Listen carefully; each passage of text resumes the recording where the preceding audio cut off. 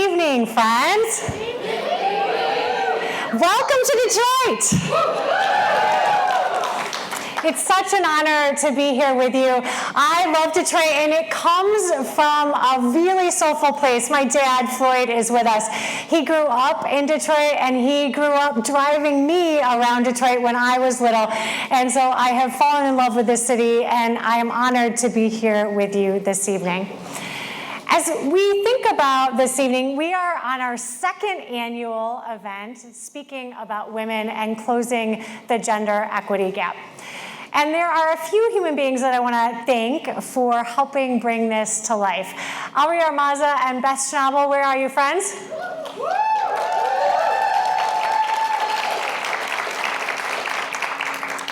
Events like this only happen with human beings that are really paying attention to all the small details and that have bold dreams about bringing people together. And they do both of those things very, very well.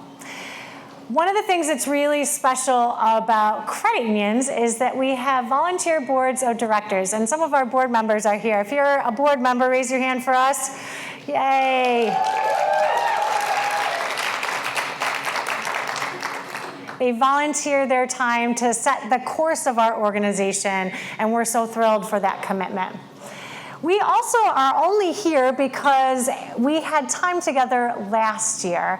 And last year we had Teresa Freeborn, who some of you know. We also had Lori Kitchen-Bushell, who runs First Step, as well as Terry Keene, our board chair. And they helped to elevate this conversation. And because they did such a phenomenal job, we got to come back. So thank you for that gift.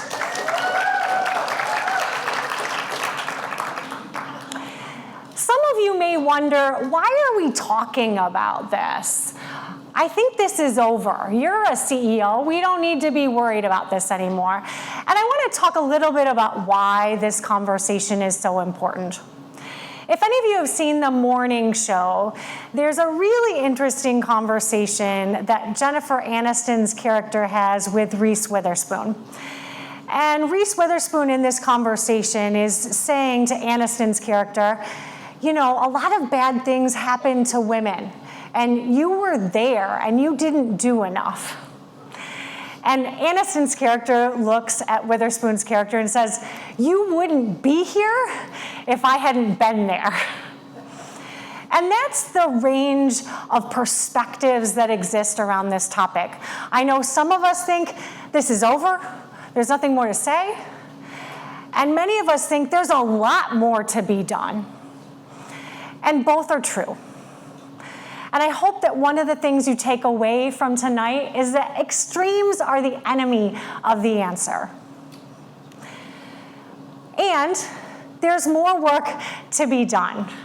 When you think about what's happening in terms of earnings for women, the gap is actually not getting better.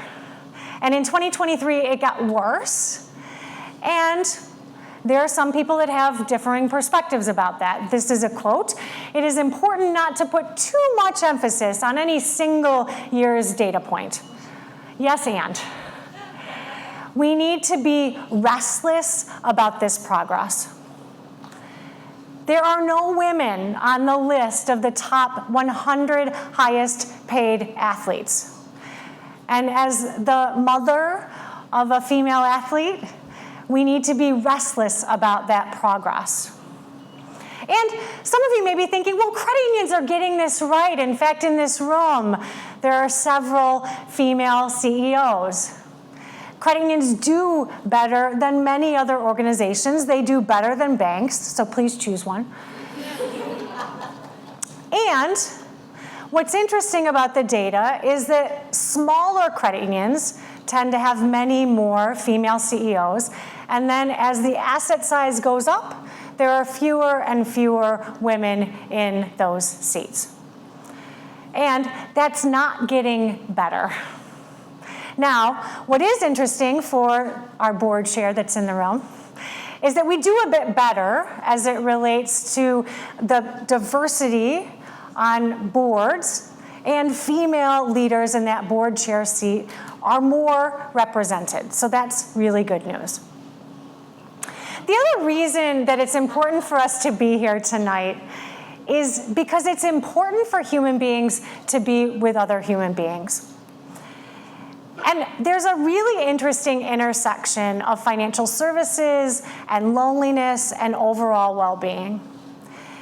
30% of adults say they've experienced feelings of loneliness at least once a week over the past year. 10% say they're lonely every single day.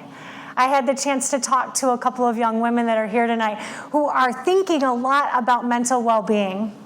And we know that there's a really direct connection to financial wellness, overall wellness, and mental well-being.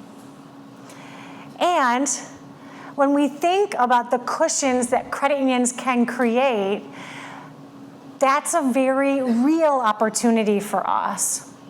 And the other thing that we know to be true is that credit unions can play a role in supporting women's well-being. Because if you're saving $400 and that cushion is going to help you, we know that that's one step towards that financial wellness that can ensure that women have the security and the tenacity to carry forward. So today matters. The connection that I hope you feel with one another matters. And you have a responsibility for being in this realm, which is to take action. As you listen to the amazing human beings you're going to hear from tonight, my challenge to you is to act. And here are some of the ways that you might do so. One is to choose the bear, and this is action that we actually took last year. There was a really interesting viral question being asked of women on social that said, if you could meet a strange man or a bear in the woods, who would you choose? And women overwhelmingly chose the bear. Now, I've had some very practical men in my life say, well, Tansley, that's really stupid because bears are dangerous. That is true, and because Community Financial has for years had a relationship with First Step, who supports those impacted by domestic and sexual violence, as that question was being raised, as we had this conversation last year, one of our team members raised their hand and said, we can do more as a financial institution. And we created this movement that we call Choose the Bear. It is a groundswell for us to come together and walk with human beings that need someone to walk with them in those darkest moments. We've helped more than 40 women make a choice to leave a dangerous situation with a loan program we developed. And we know that there's more that we can do. What might you do? First of all, celebrate progress. This is a picture of my mom who's here this evening and my grandmother, Edith. My grandma spent so much time with me, and what she demonstrated to me was what I talked about in terms of community. She believed in me. She loved me unconditionally. She not only came to my tennis matches, she would watch me practice. And her life wasn't easy. And the progress we've made today would make her extraordinarily proud. We need to stay curious. Again, when we think about that spectrum of perspectives, you're going to meet someone tonight who may feel very differently than you on this topic. Let's be curious about that perspective and learn together. I also want to challenge you to set some goals. When we came together last year, we made a commitment at Community Financial that we would have a leadership team that was 50% women and 50% men. We know that we have to make those kinds of commitments in order to see progress. That will take time. And I know for some, saying that may make you cringe. It's important to know what we're marching toward. It's also critical that we bring our hands together. Linda Arman, who I'll have the opportunity to introduce you to, has been a longtime friend of mine.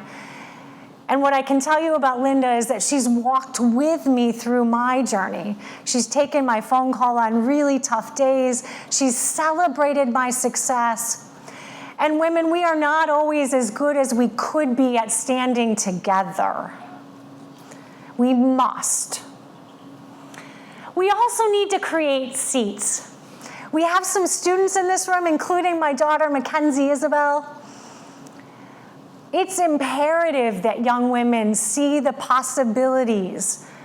And they may make very different choices than us, but they can't make any choice if they don't see what is possible.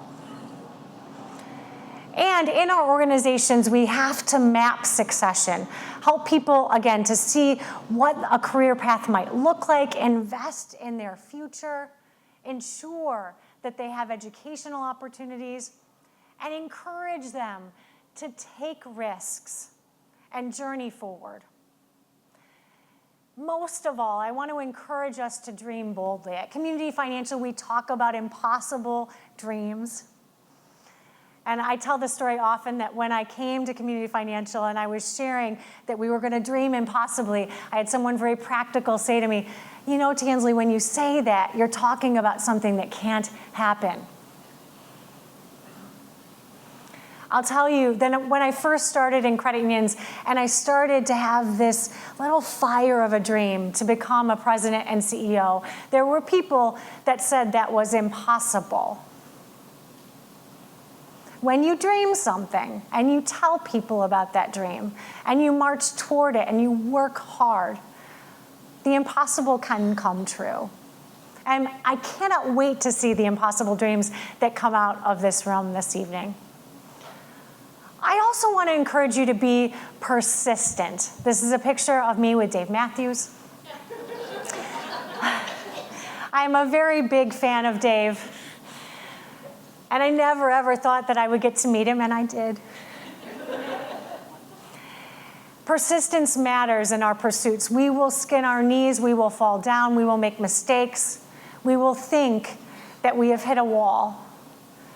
And that persistence in this community can mean that we shape the impossible. Most importantly, we need to continue to come together. This is a picture of a quilt that my grandmother Edith had.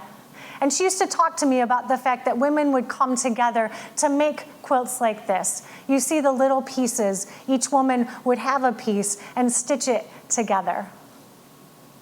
Tonight is our quilt. We are stitching a future together. And the women you are about to hear from are so inspiring. And I hope that you take one step forward tonight, on Monday, and over the next year to help us close this gap. And with that, we're going to hear from some amazing human beings.